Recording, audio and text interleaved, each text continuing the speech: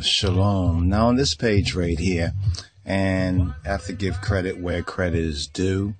And this Shaka Amos, I was watching a video which shows that, Shaka Amos and Sarnetta, though they're like together on this House of Consciousness thing, they still have their, their disagreements, and they say we're brothers and all that kind of stuff, and it's kind of love and hate kind of thing. Well, anyway, as long as it, stays in a brotherly love, and that's, keep that on that level right there. But there was something concerning the topic matter, the real discussion of the knowledge or the veracity, as Shaka Amos like to say. Well, so we're going to discuss the veritas, right, or the veritas, right, of it, which is the truth of the matter.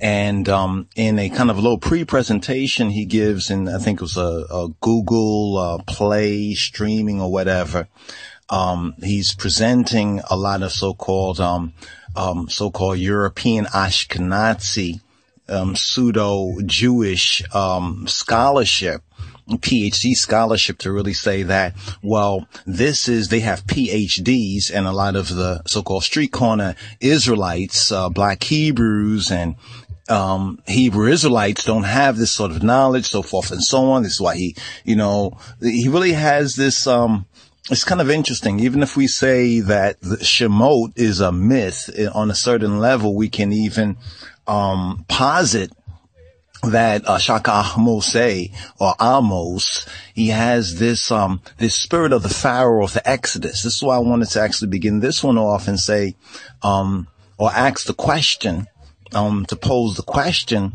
are so-called black Hebrews still in bondage in Egypt or in Kemet? I probably use Kemet since Kemet is the popular terminology. We're speaking about Egypt, right? Now, what Shaka Amos he puts forward certain information right here in this House of Conscience, sit on the couch kind of a thing, which is kind of interesting. And, it helps us in the general community and one's interested, especially hopefully black people primarily, because they're the ones that really don't know these things, right? Have not made these connections. We just been given, a so-called, King James version of the Bible and a lot of false teaching. We've really bought into it, seeing as, Dr. Clark, John Henrik Clark stated, the late, Dr. John Henrik Clark, he stated that, we as black people, we're so spiritual. On a certain level, we have a certain approach, a soulful, I like to call it more a soulful approach.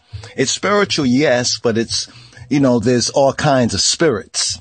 I mean, let's just recognize there are all kinds of spirits, but we get caught up soulfully. In other words, we look for that good feeling, that emotion in things, right? And this many times blinds our left so-called brain. We've left our left brain, our analytical brain. We've left that behind. So I want to ask the question right here. Are black Hebrews still in bondage?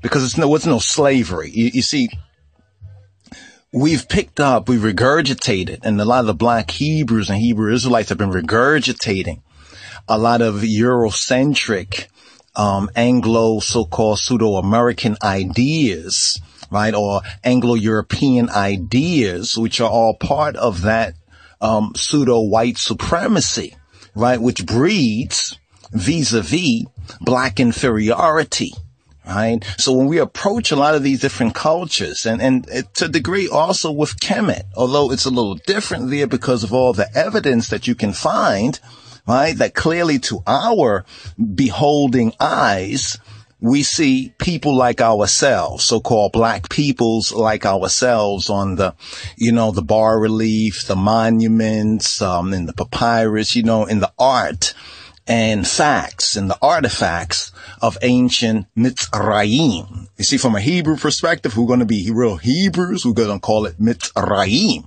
But not one time did you hear any of these so-called black Hebrews or Hebrew Israelites mention pseudo Kemet as Mitzrayim, or even break down what Kemet means. Right? What does the Kemet mean? So the scholarship was wanting on certain levels, though certain ones did present some very good presentations, and we stand by that, namely with Nazi Yeshuval, but those King James smack on the butt kind of remarks, we got to call you nasty, right? And we know you're like a antichrist Hebrew or anti-Messiah. You don't believe that, or you don't accept Yeshua HaMashiach, right, as a Messiah. You don't accept the New Testament. So he's coming from like an Old Testament.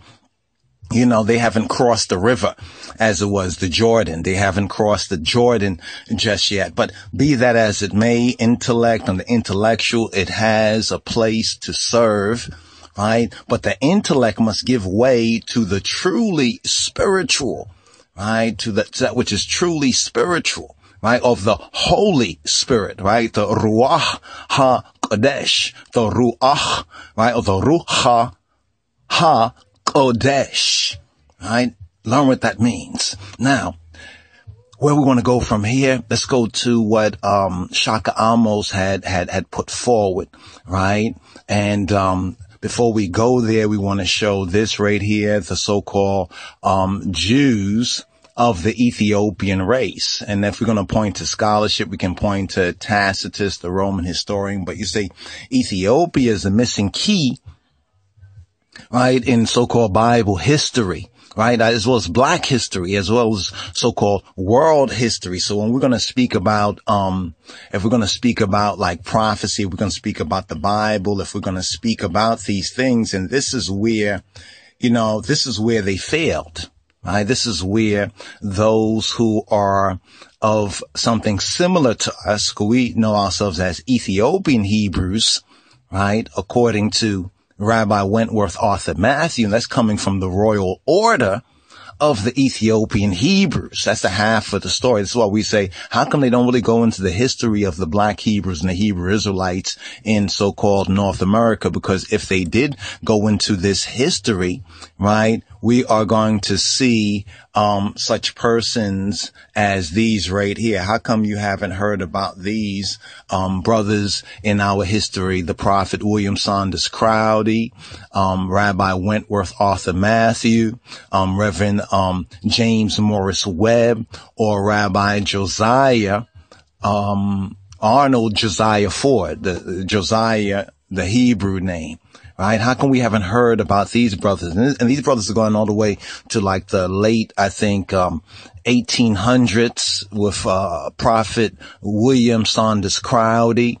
And the key significant, well, all of them are significant. And we touch on the significance within I book, within the gospel of His Imperial Majesty of Haile Selassie I, to give ones really the roots and the groundation of the Ethiopians at home and abroad, and the real Hebrews, or the Hebrew people of the Bible. But I want you to stay tuned to a video we have for you, and a short lecture, a brief lecture, where we put on the record that there's no H in Hebrews. You hear a lot, Hebrews,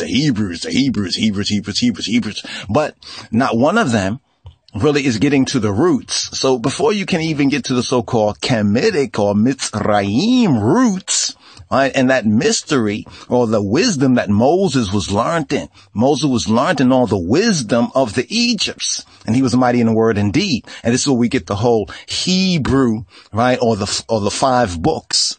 Right, the 5 books. And there's books that were before. There's the book of Eobelu and Jubilees, the Metzafe Eobelu, the Metzafe Kufale, and the Metzafe Hanok. But these are Ethiopic documents, right? And we have the primary, we have primary, reference and primary sources within the language. But there's not many scholars out there, black or white, that can really get into the Ethiopic roots of the matter. So what happens?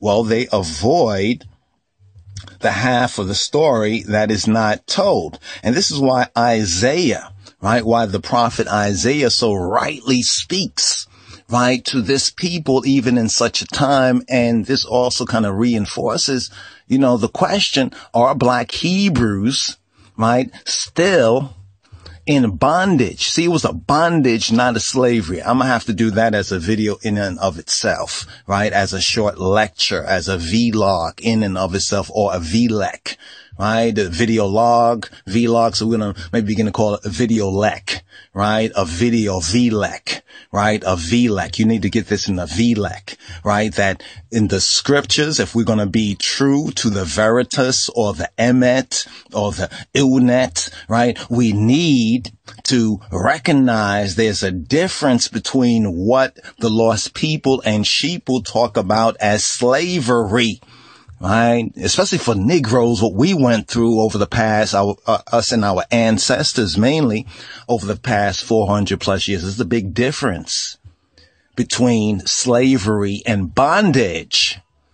You see, but they haven't gone to that point to really decipher what was the kind of bondage, right, that the Hebrews, right, were within Kemet, right? So when some of these, Jews who call themselves Jews, who Shaka Amos and many others, they like to point to the PhDs and say, well, if you don't have a PhD, then you can't talk to me.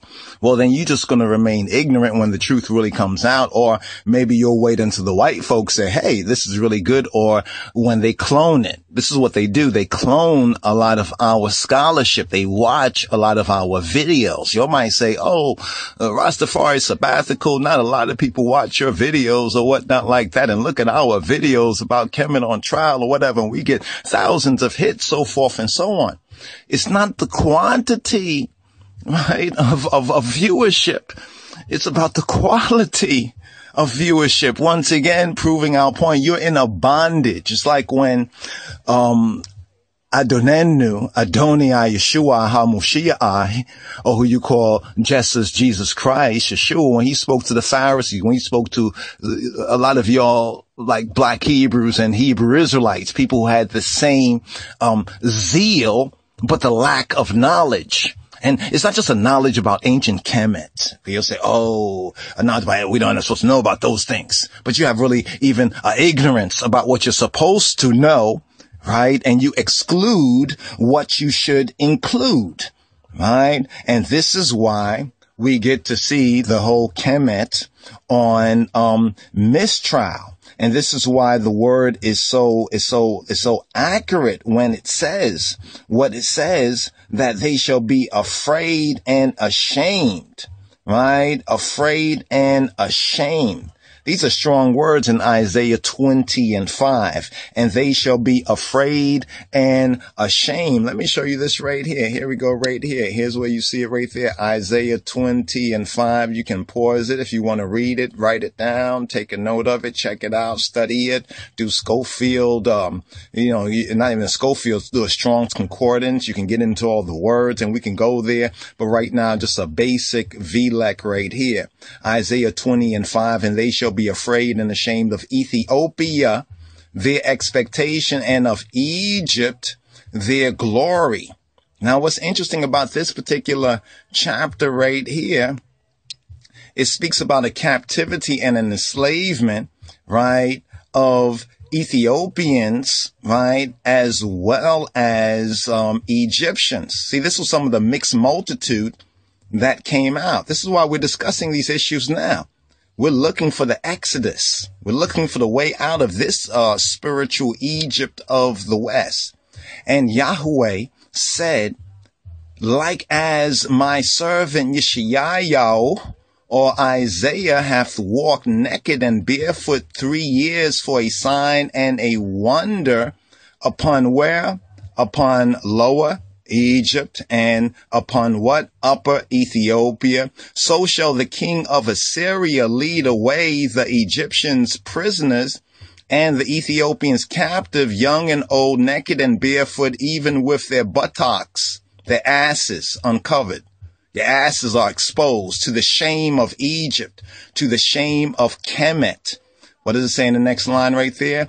And they shall be afraid and ashamed of Ethiopia, their expectation, their hope. That's the real hope or expectation, and of Egypt, their glory. Now, what's so interesting about this right here, and you can check it out for yourself. What's so interesting is that, what are we speaking about? What are we really speaking about? We're speaking about, on one hand, we're speaking about Kemet, right? On the next hand, which is ancient, Egypt. We're speaking about the Israelites and the Hebrews. And see how the COINTELPRO, right? The counterintelligence, right? You see, intelligence will tell you, yes, Ethiopia is very important in this equation, right? That's what that will tell you, that Ethiopia is important in this equation. But you know what ignorance does? And that's what the COINTELPRO is all about. You see, so you'll talk about these things, Willie Lynch, even a makeup character, even a mythological thing, right? But the myth has become a reality. Look at that. So even if it did not exist, right? So-called, Willie or William Lynch, even if that's so, and we got to put a big if, he probably did exist. There probably was a Willie Lynch, but what they did was embellish the story. Right? They embellished the story. Some of that probably was true, but they presented the story because they recognized how easy it was for black peoples, especially in this condition, to make believe. The only difference between our so-called captivity, in this present time, right, in this spiritual Egypt, and the captivity, right, or the bondage, that's the more correct word, because we didn't go into that because we were beaten in a war. Speaking about the bondage. See, we have to get used to that word, bondage, right? Bondage. Understand what bondage. Word, sound, and power, as Rastafari say, bond age, right? Overstand, though. First try to understand, try to understand it before you can get to that overstanding. Bond age, right? Stocks and bonds. But this is a spiritual bondage that we were in. And they were the Israelites, right? And the Hebrews. And the Hebrews and the Israelites have a connection, but most of the black Hebrews and the Hebrew Israelites don't understand that. What they regurgitate to you is from these very same ones that Shaka Amos is going to and said, look what it says right here in this particular article. He said, what newspaper is this? This is the Haaretz, right? The Haaretz, right? It's the top paper with the top scholars and so forth and so on. And what was so interesting in that, because it was him and Sarnetta. And Sarnetta let him speak for a while. And then he says, I got to say something. Sarnetta was letting him know that, while I'm about to say something right here, don't be offended because, Shaka Ahmo say he's kind of double-minded. Right? He got this double-minded thing. That's why I said he remind me of the Pharaoh of the Exodus. So let's say it's a myth, right? It's a mythos. It's a symbolic story. But we can see within this character or Shaka Amos, just to name one, right? Just to name a one, we can actually see, a actual real type. Here we go right here. Want to show you this so you can see what's going on. Right? Muslim employee who saved Jews in kosher supermarket attack when a black German woman discovered her grandfather was you see, so they're making those connections right there. It's a shame that y'all aren't making those connections. Right? They understand the significance of Ethiopia. That's why they brought in all of those of the tribe of Dan, of the Beta Israel, called Ethiopian Jews, and took all of their manuscripts, all of their Ethiopic manuscripts, all of their Ge'ez language manuscripts. When have you heard any of these people talk about Ge'ez? Right? Ge'ez is the root of your Metu Necher. If you only knew. Right? If you only knew. Of course, they'll refuse it when it's coming from one of their own color, one of their own kind. But should one of these people put it up here on Haaretz, right? Should they say, here's the real proof, Ethiopia, the Ethiopic, so forth, and say everything that we have been saying using all of that sophistry, y'all receive it like it's candy. Not all of y'all, but you know who I'm talking to. Those of y'all who are offended by what is being said. Right? Because the offense is coming from something in you, not just because what I'm saying is touching something that's in you. Right? And that's where you got to begin. right? Going all outer. You got to go inner because the bondage is in the hearts and the mind. So it says right here, were Jews ever really slaves in Egypt? You got to understand even how that question is posed right there. Were Jews, right, ever really slaves in Egypt? Well, first of all, you can look through the book of Exodus, right? The Hebrew book of Exodus called Shemot in the so-called Masoretic Hebrew, and in the Ge'ez, we know it as the Orit Ze'at, right? You can look into the Orit Ze'at in the Ge'ez. You can look at it in the Masoretic Hebrew. You can look at it in the King James Bible, and you will not find the word Jew, right, one time, except in the sense, something that is similar but not the same in the sense of jewelry, right? Of jewelry. That's what you'll find there, but you won't find Jews. I've been banging on this particular issue, but ones are slow to really get it. They really don't get that part right there, right? Because Jew, right, is like kind of a euphemism that came off the secondary level, right, of the Yehuda reality. See, Yehuda is a tribe, right, as in Moa Anbesa Ze'im Negeda Yehuda, the conquering line of the tribe of Judah. And this also references and points to the missing key, that missing link in biblical history, in the biblical story, right, as well as the Kemetic story, or the Mitzrayim story, right, and that's Ethiopia right there. Right. So the secondary stage was the religious stage because see, Jew did not refer, or Yehuda referred to the tribe or the people when we're looking at the earliest, especially in the so-called context of the book of Exodus. Right. Then the second thing that's wrong about this statement right here is slaves. Right. People say, well, slaves and servants and bondmen is all the same thing. No, it's not. No, it is not. They are playing sophistry right there. Some people say, oh, you're just talking semantics. And for those who are Kemetic, talking semantics, and even those who are Hebrew, in the Kemetic, your Sem, the Sem, as in the Sem priests, is equivalent when you understand the Ethiopia missing key to the Shem, where it says, blessed be the Lord God of Shem. Y'all don't overs that just yet. Some of y'all don't want to overs that because you like this kind of religious thing. You like this religious bondage. You're not really using the best of what so-called religion is to bring out the spirituality, the real liberty, the real reality.